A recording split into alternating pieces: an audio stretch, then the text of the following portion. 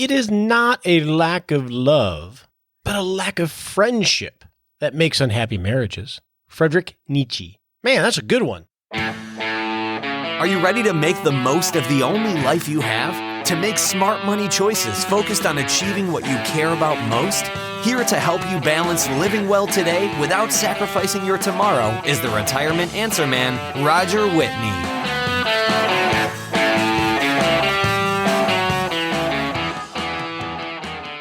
So my wife and I are in one of those danger zones when it comes to marriage.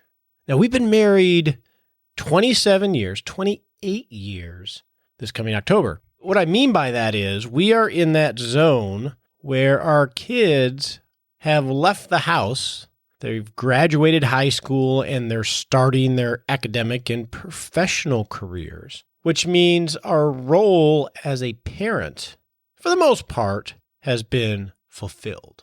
And traditionally, I've seen that as a danger zone for marriages. Many unhappy marriages will get to this point so they can raise their kids and have that two-parent household. And this is the first chance of reevaluating, hey, we've done our job as a parent. I can hang my head high. Now, is this what I want? Is this who I want to spend the rest of my life with? It's a question that gets asked often when you're entering empty nesthood. Now, I don't have any statistics, but I do have a lot of practical experience in walking life with clients and having friends like you have friends, and it's something that I've noticed. I could probably name on one or two hands all the couples I know that are either going through issues or actually getting divorced that are in this stage. Another inflection point for marriages is when the couples retire. Now, retiring from full-time work, that role being fulfilled, like the kid role, all of a sudden, the attention turns inward even more on who I am spending the rest of my life with. Decades ago, the calculus kept people in their marriages for the most part. I got 8 more years with this person. Now, when people retire, and let's say at age 60, the calculus has changed. Now it's, do I want to spend my next 30 years with that person sitting over there? The person that I may not know very well anymore. That is some of the calculations going on in people's heads when they retire, if they're married, or it can be. Now, statistically, over the last 25 years, the divorce rate for people over 50 has more than doubled. And for those over 65, it has roughly tripled. Bam! It's happening. So as part of this retirement equation, we got to figure out, how do we make our marriages thrive, assuming you're married, in retirement so you don't become a statistic and you don't become lonely in retirement because your whole social network has blown up. So we're going to talk about that a little bit in the Hot Topic segment today, and then talk a little bit about bond investing in the practical planning with our awesome friend Nicole. But we can't do any of that until, we have that all important disclaimer.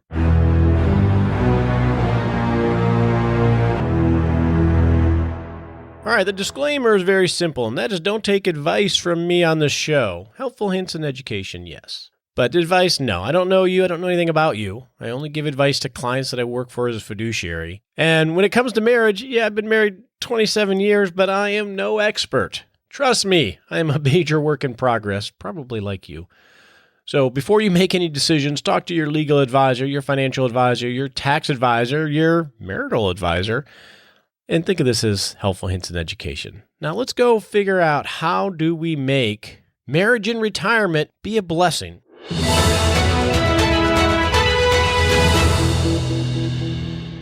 Happy spouse, happy retirement, happy life, really, right? So if you are married and have been married, how do you make your marriage thrive even later in life so the two of you can have the kind of retirement that you want? Well, first off, it's really important that you do. Well, from a financial perspective, I always say divorce later in life is one of the biggest financial disasters you can have. That's why investing in your marriage is probably one of the better investments you can do. You get divorced later in life after you've already accumulated your retirement accounts, your home, your property, your benefits. Well, half of that will be yours after retirement, or maybe less than half. And you still have to set up your own brand new household. On the other end, your social network that you and your spouse have built up over years, you want to talk about a major cost. You get divorced, your social network blows up and you got to start from scratch or near it. It's just a bad thing. And there are a lot of benefits to having very healthy marriages. I was reading a Harvard article on the health.harvard.edu blog. I'll put a link to it in Six Shot Saturday. But according to almost every study, people in happy marriages, they live longer. They have fewer strokes and heart attacks. They have a lower chance of depression, a better chance of recovering after major operations. People in happy marriages are less likely to have advanced cancer at the time of diagnosis, and they're more likely to survive. Now, all of these benefits come from healthy relationships or marriages, but it's clear if you can build a healthy marriage, you're probably going to live a lot healthier and be a lot happier. So it behooves you to be very intentional about that. We're going to talk a little bit about how to do that. But before we do, let's set up why do marriages degrade over time? I've been married 27 years, as I had stated, and a lot of it has to come down to the law of familiarity. So in a marriage, what is the law of familiarity? The more time I spend with my wife, the wonderful Shauna, the more familiar the whole relationship becomes. And the more familiar the whole relationship becomes, the less excited about it I become. Now, I say I as in you or me. It's just natural that when you become very familiar with something, what you do is you unintentionally dismiss all the greatness and focus on the one or two annoyances. It's a natural thing that anyone does in any kind of relationship. I see that in relationships with clients, with coworkers, with friends, with my children. Because we're so familiar, we lose and we just take for granted all the good stuff. And then what can happen is the other thing, right? The grass is always greener. We see whether it's on TV or in relationships, that could be so much nicer because it's not as familiar. So that is a natural flow in relationships that we have to battle against. Now, especially as you get older in life and have been married for a while, because we have other things that are dangers to longer marriages. You have past failures of who you were as a spouse that you still hold regret for, failures of your spouse that you still have not forgiven completely. Those can tarnish longer relationships. You have physical changes to yourself. I definitely have changed physically over 27 years. And physical changes to your spouse that can affect your own self-image, but also the self-image of your partner. You're used to spending time together, but not together, right? Because you have so much going on. You have kids, you have work, you have all these distractions, and you come together at very small periods of time during the day. So it's easy to let things slide. And that's one of the reasons that retirement's a inflection point, is because all of a sudden those distractions go away and you are there with the other person. And then another danger of a long marriage as you get closer to retirement is if you're not truly walking hand in hand about what your vision, your shared vision of the future is, it's easy to drift apart mentally. And then when you get to retirement, each partner has a different view, radically different view in some cases, of what they want retirement to look like. And if they hadn't talked about them, if they hadn't had those little conversations, then that could be a big conversation of how do we reconcile this, or do we? I know I've gotten myself in a pickle when I have not been intentional about communicating well with my spouse.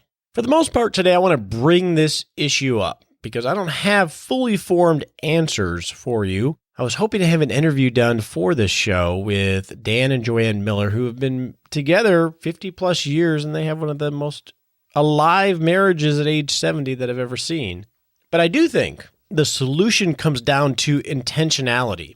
We talk about smart sprints when it comes to our cash flow or our investing or our net worth.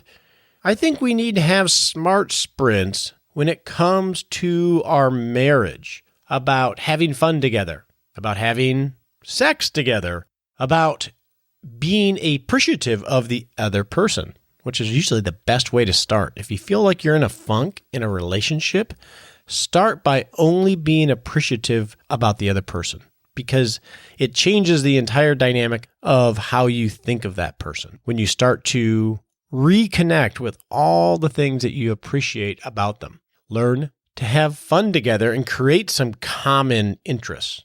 Learn to give space so the other person can pursue their interests as well, because a fully formed person is always a better spouse. So I wanted to bring this topic up, and I apologize if you feel like I don't have the solutions for you. Well, I don't. I'm working on it too, but I think a key to the solution is the intentionality about making a better relationship and fighting against the law of familiarity. Because if you've been married a long time and you're getting closer to retirement, this is going to be one of the keys, if not the key, to the excitement and the happiness of that retirement. So that's why we talk about it with clients, and that's why we're talking about it here. I would love your feedback on little tips that you have, things that you do to create an amazing marriage. In fact, go ahead and email those to Nicole at wwkwealth.com. I didn't tell her I was going to do this, so she may get lots of emails, which is awesome because she loves them. And maybe we can let's compile a list of best practices on how to create a great marriage. And I'll have her put that in 6 Shot Saturday so you can respond right there. But I think this is really important. As crazy as the markets are right now, you know what? This is still more important. So I look forward to hearing that. Now let's go chat with Nicole and answer some of your listener questions.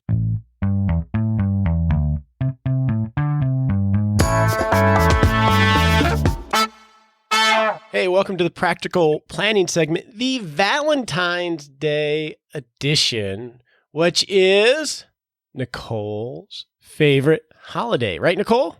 No. Okay. Hey, Nicole, why did the man send his wife's Valentine through Twitter? Why? Because she is his tweetheart. Ha ha, you're so funny. I know this is not your favorite holiday, so I'm going to tweak you on that a little bit. What kind of Valentine's Day candy is never on time? What kind? Chocolate. I should have you write the lunchbox jokes for my son. There you go. Hey, I got one more for you. What did pilgrims give each other on Valentine's Day? What? Mayflowers. Of course, I am reading these from some site on Fun Kid Jokes, funkidjokes.com, the Valentine's Day edition. And I figured that would maybe get you into the mood a little bit for this momentous Yeah, you day. should read them to your own kids and see how they go over. Yeah, my 20 and 21-year-old. They would love those. Love it. So to segue from that to some, very nerdy questions about investing, which is probably a good thing to get into right now because the markets definitely don't want to make anybody their Valentine Day sweetheart, given the volatility that we've seen. So what do we got on store for us today?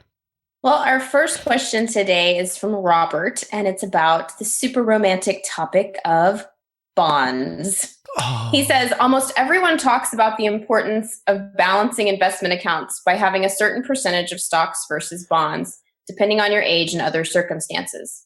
Almost no one ever explains what type of bonds they're referring to. Assuming that I want to stick to bond mutual funds rather than individual bonds, are we talking about bonds that invest in tax-exempt municipal bonds or funds that invest in taxable corporate bonds? For purposes of balancing risk, does it matter? Well, the simple answer to your question, Robert, is it's perfectly fine to use some diversified portfolio to implement the bond portion of your allocation. And it makes sense in a post-tax account to use something that uses municipal bonds because you'll get some tax benefit there. And then in your pre-tax accounts to use taxable bonds, which is usually the Lehman Barclays Aggregate index, some portfolio based off of that type of index, to get that bond stock allocation of whatever asset allocation you're trying to implement. I like the last part of your question. You say for the purposes of balancing risk, because that's really one of the roles of bonds in a portfolio. So to get to the question behind the question in terms of what role do bonds play, beyond just simply what do you use? Yeah, just use a diversified portfolio, one that's, tax and cost efficient. But why are we using bonds in the first place? And I think this is really important. And I could easily go down a very deep hole here, Nicole, a rabbit hole. So you're going to have to sort of be guardrails that I don't go too deep and get lost in my own thoughts. Okay, so Nicole's giving me the signal that she will give me a, hey, stop going so deep. But let's talk about asset classes and asset allocation here a little bit. And this will give you some context for how to think about bonds. So since 1926, so from 1926 to 2016, this is all sourced from Morningstar, small company stocks have had an average return of about 12% per year. Now, obviously, it doesn't happen every year. There's volatility there, but that's been the average return since 1926. Large company stocks, using the S&P 500, has had an average return since 1926 of about 10%. Not bad. And bonds, and we'll just use the government bond index that Morningstar sourced, has had an average return since 1926 to 2016 of 5.5%. So you can see stocks give you higher returns, and as you get to less volatile assets, the average return goes down. Now, returns, those are gross returns. Now, we have inflation that eats away at returns, right? Because that's the natural flow of prices increasing. So we have to back out inflation to get to what we call real returns, which are returns that are equivalent from a spending dollar standpoint. So if you back out inflation from these long-term averages, small cap stocks had a real return, which is the return minus the average inflation of 9.2%, still pretty respectable. Large company stocks, a real return of 7.1%, and government bonds, a real return of about 2.6%.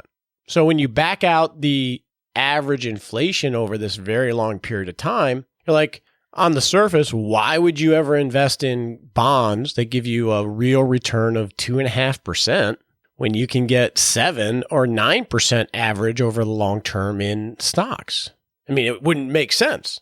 But, we all know the other side, which is volatility, right? Stocks can bounce all over the place, and bonds historically are a lot more stable in terms of the ups and downs that we have to feel. So what are the roles of bonds in a portfolio? Well, number one is the role is they provide income, right? They throw off a yield or interest rate, and we get to take that money and reinvest it or spend it. And then the second role of bonds is as a ballast to the portfolio. It provides much more stability to a portfolio during the turmoils of markets, or like we're seeing now. So let me give you an example of that ballast effect. So if we look at, say, a portfolio, an allocation of 80% in stocks, 20% in bonds.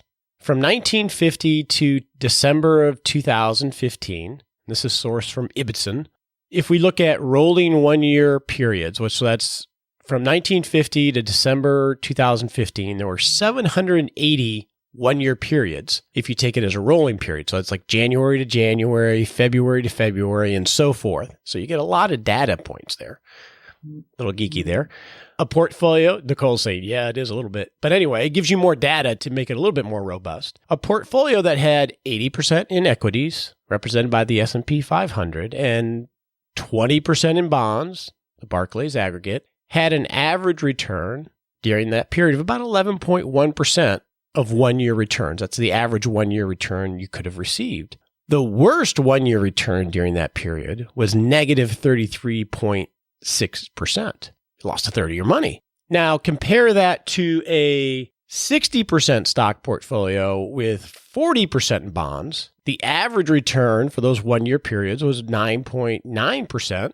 Not that far off the 11.2, but The worst 1 year period was negative 23.9. You didn't give up a lot in potential average return, but you had a lot less volatility. And that's the role traditionally that bonds are supposed to play. So I wanted to give you that background as to why bonds are even in a portfolio in an asset allocation approach. Now, what's typically used in allocation models is usually we're using something based off of the Barclays Aggregate Index, which is this, it's like the S&P 500 for bonds. It is something that represents the total bond market, and that is considered the benchmark. So if we look at the Barclays Aggregate Index, which is the bond benchmark, right now it has a trailing 12-month yield of about 2.38%. So that's the interest that you're going to get off of a bond, or the index right now. And it's going to have a portfolio of government bonds, corporate bonds, mortgage bonds, all types of bonds. And it will have what's called a duration, and we've talked about that before, which is like an average maturity of about 5.91 years. And that might be important when we get to something later. But that's typically what's used in asset allocation models. So now we know, okay, why we don't just own stocks, even though the returns are a lot higher. We understand that bonds, that the returns from bonds typically come from income, but they can come from appreciation as well. Now, the question is, Robert, to that last question of balancing risk in a portfolio, is what implementation considerations do we have currently? Because all asset allocation models are based on all these really long-term averages, and they assume you're a long-term investor and that you're invested in the averages will have time to play themselves out. But here's the problem with statistics is we don't live in the long term. We're not going to live in a period from 1926 to 2016 from an investment horizon to hopefully have time for those averages to actually work their way out. So when we think of implementing an asset allocation, it's really important that we incorporate a lot of other things as well. So one you've brought up, which is post-tax and pre-tax accounts. And you're correct. It makes sense to consider municipal portfolios in your post-tax account and not in your pre-tax account. But one of the bigger implementation considerations right now is the season that we're in and that we've been in from an interest rate environment. So in the early 1980s, back when, Nicole, when were you born? Can I ask you that question? Can I ask you that question on air? 1983. Oh, 1983 is when I was my born. Lord. Okay. Back in the way back days when Nicole was a wee little one, interest rates peaked just over 15%. And they're at about 2. Yeah. So you could get, Nicole, a mortgage back then, if you had a mortgage rates were like 13, 14% on a mortgage. Do you know the mortgage? Oh my gosh. I think the mortgage on my house right now is 3.75. And when I bought my first house in 1991, I think it was 9 3/4. So since you were a wee little lady, interest rates have had this long march down to near zero. And what happens with fixed income is when interest rates go down, you're getting the interest from all the bonds, but the value of those bonds appreciate. They go up. So if you look at a 30-year period, the returns on bonds, because of this decreasing in interest rates, has rivaled the return on stocks. It's sort of been the best of both worlds. We've had great stock market, but we've had an amazingly great bond market because of this. And that high in the 80s was that I can see the all-time high of interest rates in the country, at least in modern history. And now we're at all-time lows in modern history of interest rates. So we've had this huge tailwind of interest rates decreasing that have really given us the best of both worlds. Great income from fixed income, but also appreciation as well. Well, now, how much farther could interest rates go down? We've already almost been to zero, and we're actually flattened out and at least recently started to see the Federal Reserve and interest rates start to rise, which if you've ever ridden a bicycle and you're riding with the tailwind and you got this wind pushing you at your back, you feel really fast and it's easy. And then when you turn around and you start to come back and the wind is in your face, all of a sudden it's really hard and you go it's a lot slower. And that could be what we're in for when it comes to bonds, because as interest rates start to rise, the value of bonds in a portfolio that you own or an index that you own go down, which means we may be in a season, if we even just normalize interest rates, that you're not going to see really any return on bonds, or you could actually see negative return on bonds. Does that make sense, Nicole? She is my geek alert indicator when I look at her face as we're talking. It makes sense. So, but I guess I do have a question. If bonds returns are so low, does it still make sense to allocate part of your portfolio to them as you're getting older? That's a good question. So let's go back to that Lehman Barclays aggregate index. So that is an index right now. So that's the benchmark of what someone might use in a portfolio, either through an ETF or a mutual fund or something. And if you're supposed to have 40% of your portfolio in bonds, let's say you just use the index. So that index, or you use something that you can't invest in an index, but you use a vehicle that can. So if you use that vehicle and that mirrors the Lehman aggregate, the interest rate you're going to get is about 2.38%. But what happens is when interest rates go up, the value of that portfolio could go down. In the way, and I've talked about this before, the way to get an idea of how much it could go down is, investment professionals use this term called duration, which is like the average maturity of the portfolio. So the duration of the Lehman aggregate that I'm looking at online is about 5.9 years. So the rule of thumb is if interest rates go up by 1%, the value of a bond portfolio should go down by about the amount of its duration. So let me say that in a different way. If interest rates go up by 1%, the value of the Lehman aggregate, according to this duration rule, the value of the portfolio would go down by 5.9%. So if you think we're in an interest rate rising environment and we have interest rates go up by 1%, you've just wiped out all of your interest that you've received and may be at a loss. As an example, the Lehman aggregate peaked in July of 16 from a price standpoint, if you get a chart on it. Since then, it's down about 5.3% to today's value of whenever we're recording this. I think it's Thursday? So if you bought the Lehman aggregate in July of 2016, likely, you got your interest rate of about 2-something%, but you're probably flat or at a loss today because interest rates have gone up. So that's a really good question. From an asset allocation standpoint, that doesn't matter because it's looking at the long-term statistical nature of things. But that's looking at the long-term environment. It's not looking at the season that we happen to be in. And that's where it gets really problematic from an implementation standpoint. So that sort of begs the question, does buying more bonds, quote unquote, safen up your portfolio? From a pure asset allocation standpoint, it does, because then all you do is you rebalance year by year and it'll all work out in the end. So what do you do? Well, we're going to answer one more question and then I'm going to give you some general comments of why this question is so important for you, assuming that you're approaching or in retirement, because it's a lot more nuanced than simply what the models say. But before I do that, let's get on to the next question because I think it's related, Nicole.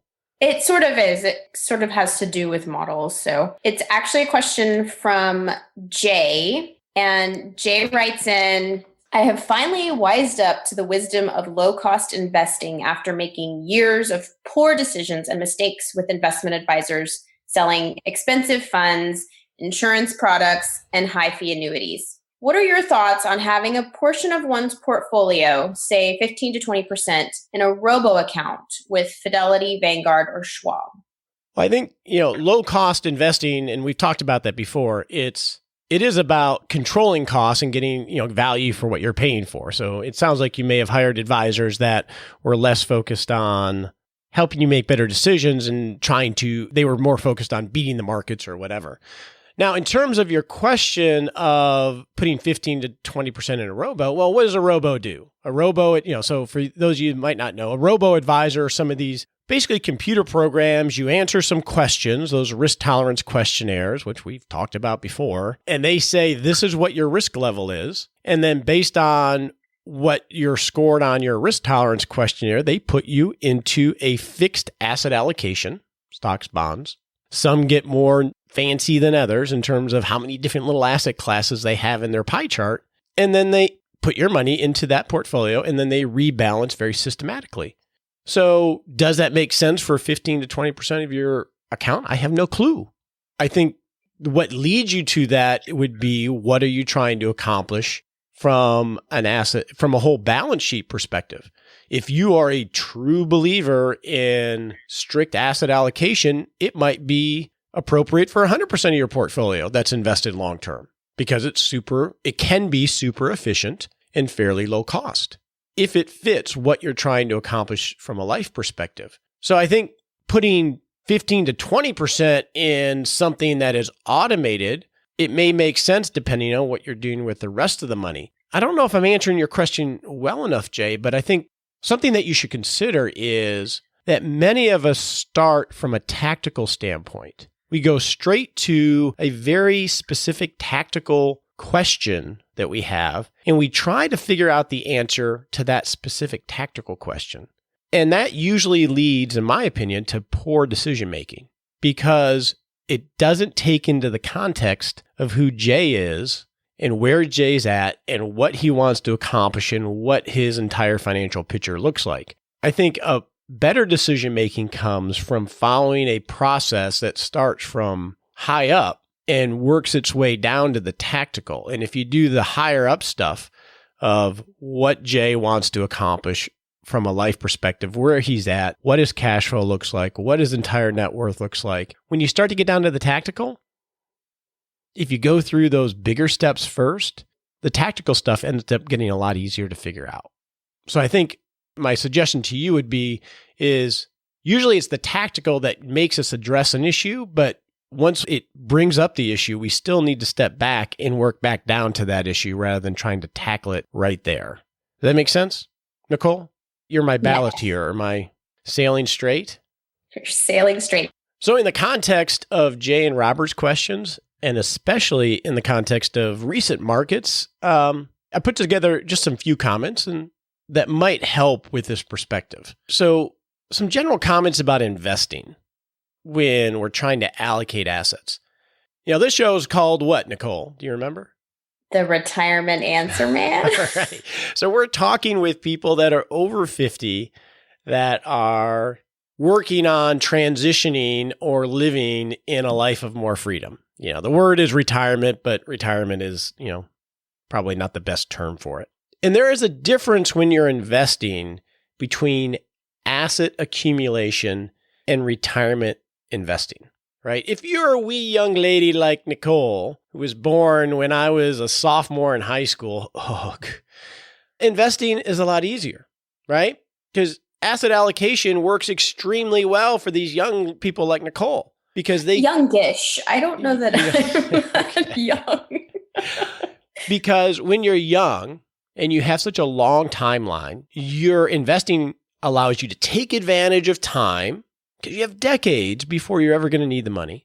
Take advantage of volatility because the ups and downs don't hurt you because you're not selling. In fact, you get to take advantage of the ups and downs because you're likely systematically buying or investing through 401ks or other ways because you're in your earnings years and you haven't even hit your peak earnings years. Well, you have with me, but other than that. So the averages actually have time to work out. And asset allocation works really well for younger folks. But those rules change when you're entering your mid-50s and entering the time when you're slowing down your work and you're slowing down your earnings and everything else. The whole dynamic changes. And a lot of our industry today still wants to apply strict asset allocation to a period of time when the attributes that make it work are all going away.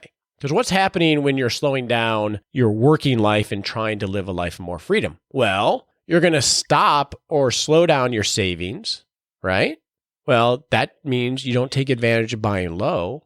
You're likely going to draw from your assets rather than save. You're going to take money out, which means you're going to have to keep more cash reserves, which means you have less invested. Or if you're systematically selling, well, now when you have bad markets, you're going to have to sell at lower prices, and that can dramatically impact your performance over time. And your time frame from an investment volatility standpoint is much more compressed. So think about a 60-year-old. So a 60-year-old has a 50-50 chance of living past 90 the last time I checked, but let's just assume they live to 90. Well, the first 10 years, so they have a 30-year investment time frame until they die. But really, it's the first 5-10 years that are critical because that's when they're probably spending the most. They still have the longest time frame, and volatility can drastically impact the success or failure of whatever plan they have put together. So when you think from an investment standpoint, if you're in your mid-50s or 60, volatility is really critically important. So applying a strict asset allocation and just betting on long-term averages, it may work out depending on what seasons we're in these different asset classes, but let's talk about bonds. Go back to Robert's question. Well, what if you're 60 and you're supposed to have 40% of your assets in bonds, but we just happen to be in a season where we're at basically zero interest rates and potentially in a rising interest rate environment? You may have a really dry season or a wicked season in something that's supposed to be your ballast. Now, what is the answer to all this? I'm not going to tell you that I have it. I think part of the answer is you got to use the science of asset allocation, but there's a lot of art that you have to apply, especially when you're dealing with someone later in life. Because we didn't even talk about some of the other problematic issues of asset allocation in retirement, which is the emotional change that happens to us that many of us don't realize happens in the view of risk in life because we're not growing financially. Most of us have spent decades getting the next job, getting an increase, seeing our everything go up, having fulfillment because we're adding to our investment portfolio and building our wealth. Well, when you retire, a lot of that emotional tailwind of growth goes away because we're not adding to the accounts. We don't have the next promotion or the next bonus coming. We're starting to value and think about other things. And emotionally, that can make market volatility and seeing that happen to our accounts much more impactful to us from an emotional level, which a lot of us underestimate. So in my mind, I don't have the answer, but I think the framework is to get to how should you invest is you have to start with a process that is focused on your entire situation. What is the life that you want to live? Where are your risks and opportunities in income? How do you allocate not just your investment account, but how do you make decisions on your entire balance sheet, all focused on achieving the life that you want in these years of more freedom? And that is a process. It's not a product and it's not a allocation. It's lots of little decision. Ultimately, you know what it is, Nicole? What? It's change management. It's about change management, not just on your investment, but everything within its context. And that means there are no promises other than the promise, hopefully, for yourself that you implement or with whoever you work with, the promise of a process that you try to follow consistently just to make good decisions. And I think that's what gets us through. And that's the only thing we can hold on to during turbulent times is that we're paying attention to the right things and trying to make the best of all the little decisions that present themselves to us. How is that, Nicole? Was that a little preachy? You were impassioned. But it makes sense to me anyway. I mean, we just try to make the best that we can. Okay. So excuse me if I got my soapbox out a little bit there, but it's very difficult to answer tactical questions. And I think it's always the promise of process. Okay. I almost got the soapbox back out. So what are you guys doing? Let's put the soapbox away and maybe get the Happy Lab out. Okay. Let's go to the Happy Lab.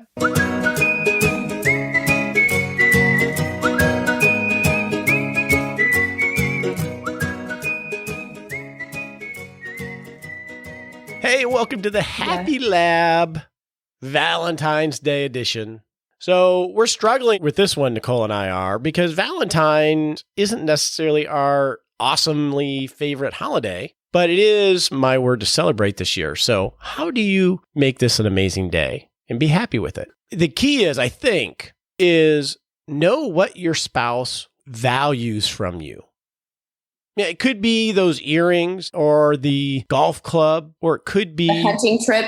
The hunting trip in Nicole's case. Her husband goes hunting on Valentine's Day before kids. It could be, like in my case, my wife, she really values getting a card and something small. So she's not a big gift person. But I've realized over the years that what she likes from me is a card with some personal words from me. So I make sure I give that to her because that's her language that responds to her. So I think the key to be happy, whether it's in Valentine's Day or any day, is remember when you're going towards the one you love, it's not about what you want to give them. Think about what they need to receive from you, because that's what's really going to be impactful. And you know what they say, happy wife, happy life. Or in your case, happy husband, happy life, right? It works both ways. I think it applies both ways. I also say happy boss, happy life. So. Dang straight on that one, Skippy. All right, let's go set a smart sprint. On your marks, get set.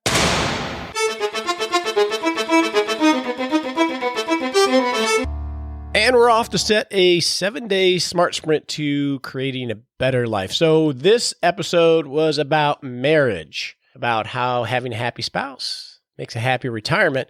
So I think in the next 7 days, I want you to noodle on, maybe journal on, what is it that your spouse needs from you? And then each day when you come home, maybe before you're getting out of the car or as someone's walking in the door, think about reading them in the first 5 minutes and saying, what do they need from me today? That might help you have a happy spouse.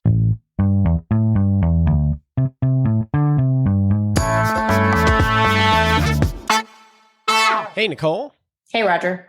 I know what one of your favorite things every weekend is. Coffee on Saturday morning.